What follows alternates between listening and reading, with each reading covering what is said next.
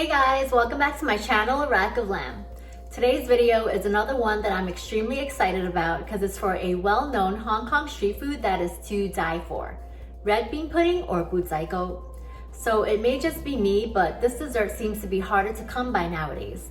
But when I used to live by Chinatown, I would never turn them down during the rare occasions that I would see them at the bakery. After moving to the suburbs, where food like this is even further from reach, I began to make them at home. They may look intimidating to make, but they're actually very easy to do, requiring just 5 ingredients and about 15 to 20 minutes of steaming time, or more, depending on the size of the bowl that you plan to steam the batter in. So when I started making this, I was going for a more traditional look, which is round with a dent in the center. So I was using these rice bowls that you'll likely have at home if you are Asian.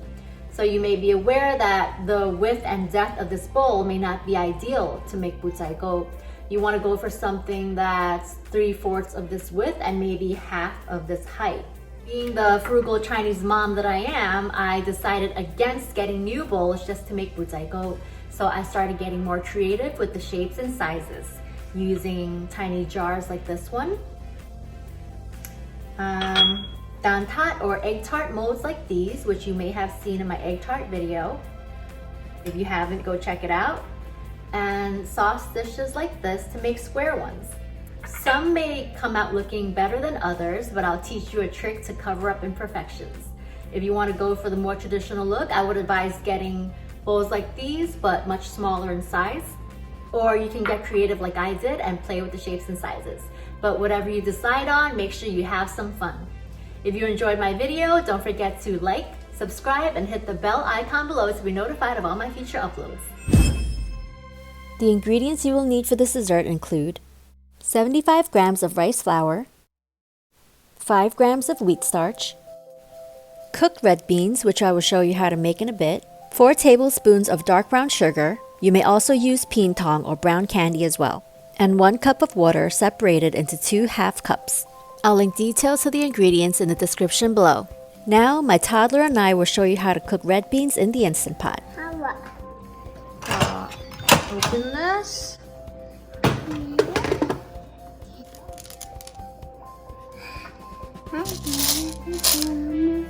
Let's do Olivia. Okay, 開咗佢， And breathe. 慢慢地。你打開咗佢。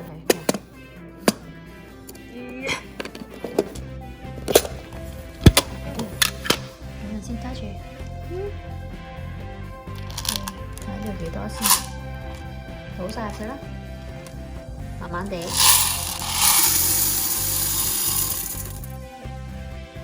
揸住。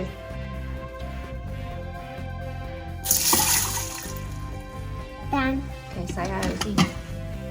I didn't measure out how much uncooked red beans or water I used, but I typically cook half the bag of red beans, which is about 6 ounces, and add enough water to fully submerge them, with about 3/4 of an inch of water above the red beans. Once the red beans are rinsed and enough water is added to the pot, I pressure cook in my Instant Pot for 15 minutes.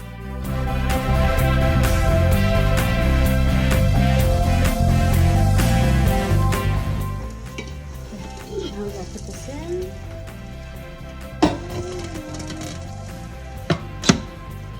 Okay, 生乾。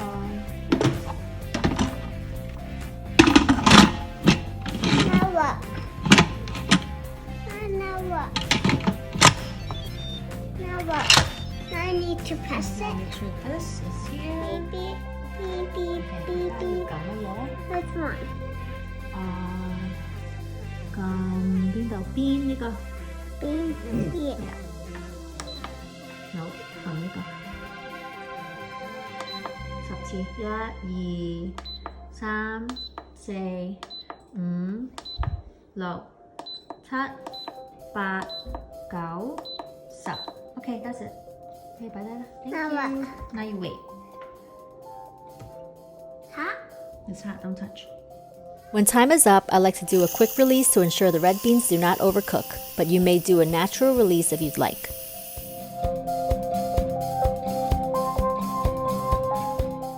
"15 minutes is just the right amount of time. As you can see, the red beans still retain their shape. Now that the beans are cooked, let's prepare the batter. In a bowl, mix together 75 grams of rice flour with 5 grams of wheat starch. Add half a cup of water, then whisk until all the ingredients are well blended.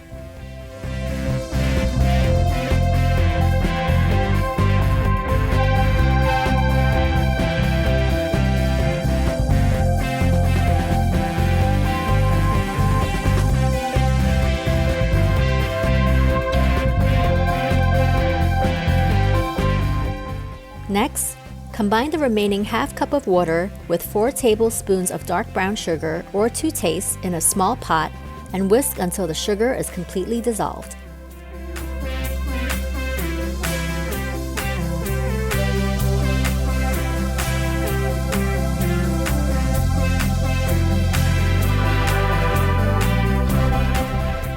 There is no need to bring the mixture to a boil.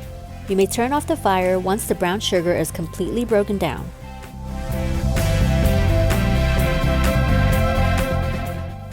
Now you're going to add the sugar water mixture with the flour water mixture. Mix until combined.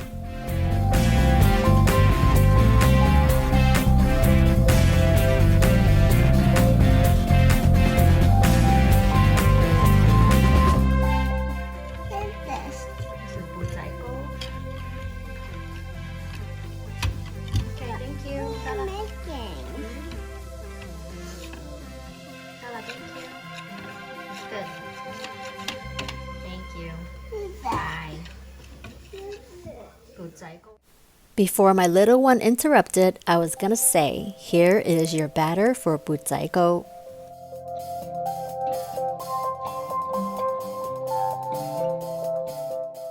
The next thing we're gonna do is steam the bowls or containers of choice for about 5 minutes. I don't own a steamer pot, so place these small containers in a wok with boiling water over a trivet. You may choose to brush the bowls lightly with some oil so the butzaiko can be removed more easily. After 5 minutes of steaming, open the lid and place some red beans into each bowl. I placed about 1.5 teaspoons, but how much you want to put is a matter of preference. I would advise using less red beans for smaller bowls, as you don't want the beans to overpower each bite and impact the appearance of each cake. After the red beans are in, pour in your batter until you reach a height of about 3/4 of an inch. If you are aiming for a thicker cake, you will need to steam them longer.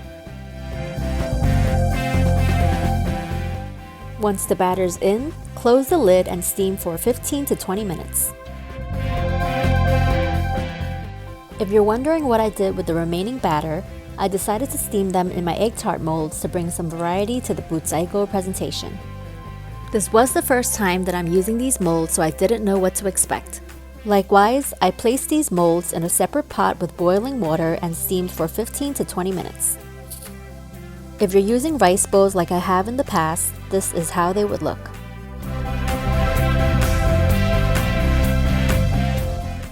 I typically open the lid after 15 minutes and insert a toothpick into a cake to test its doneness. These were not done, so I steamed for another 5 minutes. When the toothpick comes out clean, they are ready to be removed. My mini butzaikos were a success. After 20 minutes, the toothpick came out clean and the crater in the center, which is what the dessert is known for, has appeared. And if you're curious how the more traditional cakes would look steamed in a rice bowl, here they are. Mine came out a bit thinner than I wanted them, but hey, it looks pretty legit. When the rice cakes are fully cooked, remove them from the steamer and allow them to cool down completely. Trust me, you'll have trouble getting them out of the bowls if they are still hot. These little munchkins came out looking so cute! Now as for the ones in the egg tart molds, they ain't that cute. But it's alright, stick around and I'll show you what you can do about them.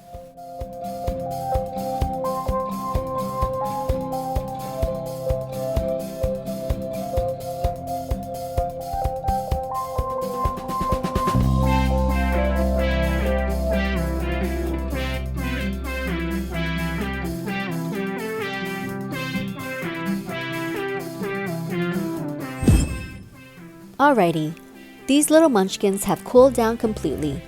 How I normally remove them without doing too much damage to its appearance is by running a toothpick around the edges and gently sliding them out of the bowl or container. Keep in mind that this wouldn't be necessary if you are using the right bowls, which should not be as deep as the one pictured. Butzaiko is best served at room temperature. Refrigerating them will cause them to harden, so eat as much as you can while they're fresh.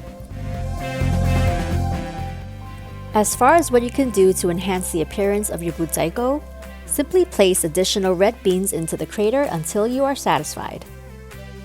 Don't forget the bamboo skewers, traditionally used to turn the cakes out of its bowl and what people use to hold the cakes when they are being devoured.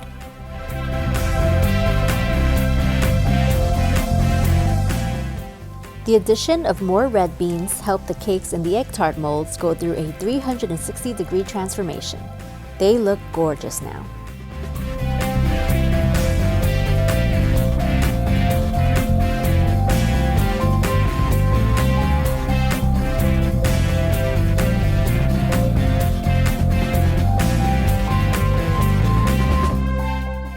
My mini butzaikos may appear to be more cylindrical than the traditional ones, but they taste pretty amazing and traditional to me.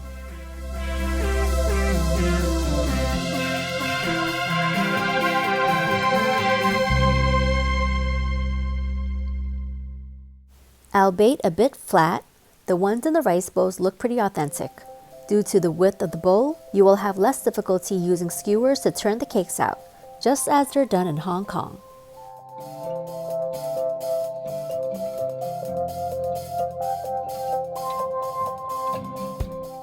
These were a pain to get out, but it was a creative way to use the butzaiko batter.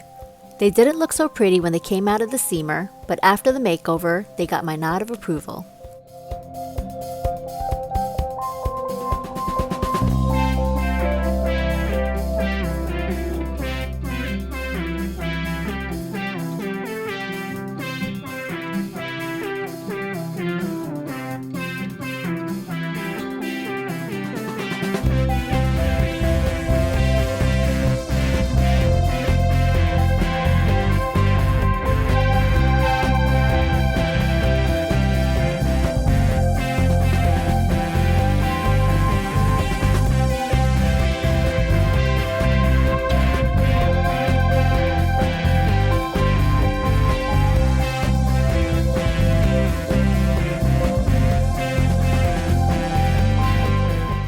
If you enjoyed watching, don't forget to like my video and subscribe to my channel.